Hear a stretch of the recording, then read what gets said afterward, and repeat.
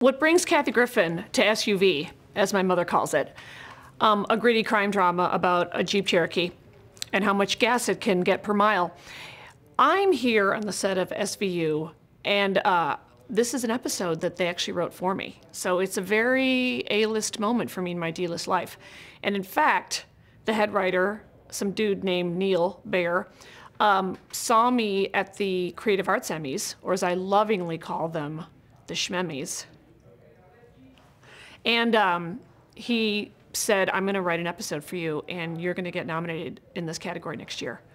So you should know I'm going to win an Emmy Award. And my performance is so powerful, they might just give me an Oscar. I know, it's never been done. Look, I'm thinking outside my box. Chris Maloney doesn't know how famous I am or get me, or that I'm a GLAAD Vanguard Award winner. So I came here to school them. And in fact, Neil came up with the idea for the episode, and they actually put some lines in there that are reflective of when they came to see me do stand-up, which is kind of great. So they wrote everything, but you know, there's a reference to Susie Orman, who I speak of very lovingly in my act, and there's a couple little zingers there that they kind of based on when they came to see me live. So that was really cool. The genesis of the writers just getting the idea, then coming to see me, then writing the episode, then calling me and kind of filling me in on what's going on, not telling me if I'm the killer or not, because that's how this show goes. You don't know who's the killer or who's dead. I play Babs Duffy, and she's a lesbian activist, and they described her to me as a lesbian Al Sharpton, which, as a model, is how I expect the world to see me. And it's what I see when I look in the mirror. And it's probably what Al Sharpton sees when he looks in the mirror. That's the weird part.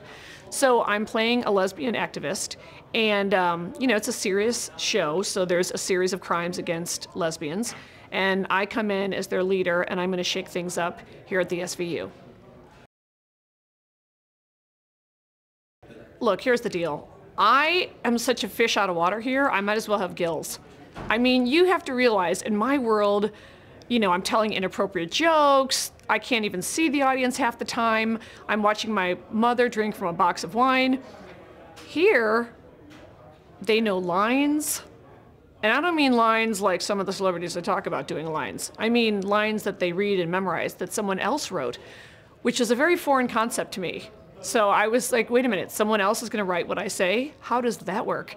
So yeah, this has really been a humbling experience, and definitely by far the biggest challenge of my acting career.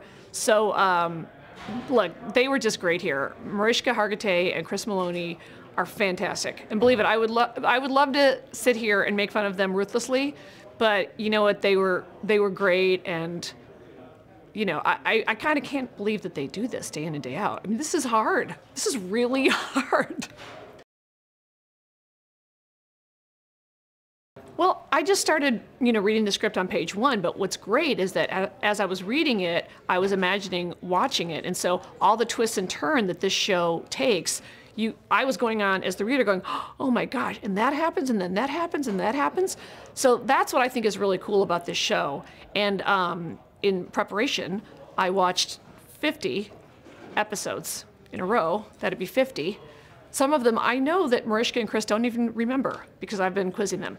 So, you know, as I watched the show as a viewer and a fan, I was looking at it and I was going, wow, they really go deep with this stuff, and they do some heavy hitting on this show. So it's extremely intimidating for me, but it's been like going to college for me for a week. I mean, it's been a masterclass in acting for me because they're so talented.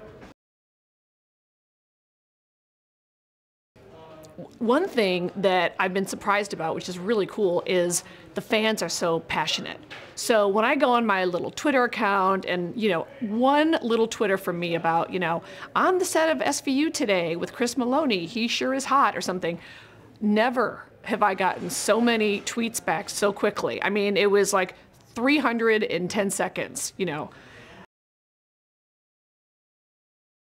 All right, you know, I don't know, here's the deal.